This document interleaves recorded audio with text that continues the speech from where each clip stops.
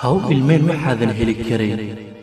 waa macquul in aad ku riyooto adigoo dayaxa dushiisa saaran laakiin inaad gaarto waa habeenkii reeda ahaa ee tagtay intuu cirka ku jiro ayaan anna ku jira waxaan kaa fogaaday inta ka hartay noloshaada intaan kula socday xabsi mooyee ma arag farxad jacaylka maanta i kaa galay aniga waa mid ku been sheegay adiga laakiin dhabta ayaa ah laba aan isqaadin in aan nahay dhabbadu yay kaa lumin marnaba adigoon xeebaha soo arag badweynta laguma dabaasho qofkaa cilmi badan ayaa cilmi loo doontaa balse qofkaa jab badan jacayl lama doonto waa macquul fursad inaad iga hesho aan kugula hadlo laakiin macquul maahan inaad i hesho aniga inta aan kula socday adiga wuxuu ahaa waqti iga lumay oo aan weligay ka shallayn doono abid jacaylka laba qodob ayuu ku taagnaa waa istixgelin iyo kalsooni maantana 3 qodob ayuu noqday waa xiiso qiyaano iyo danaysi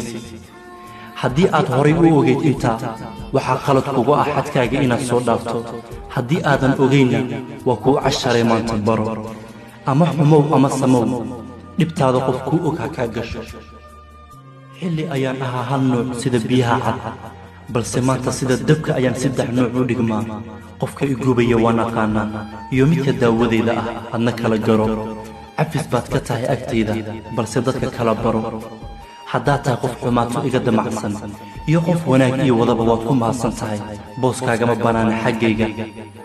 qof kula mida ayaan kuu rajaynayaa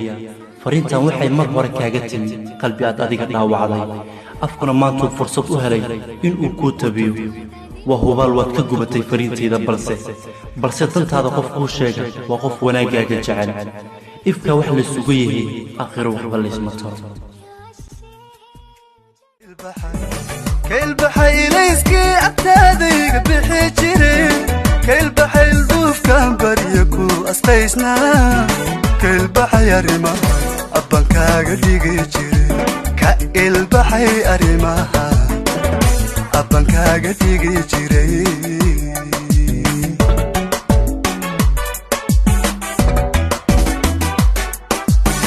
كالبحي ليسكي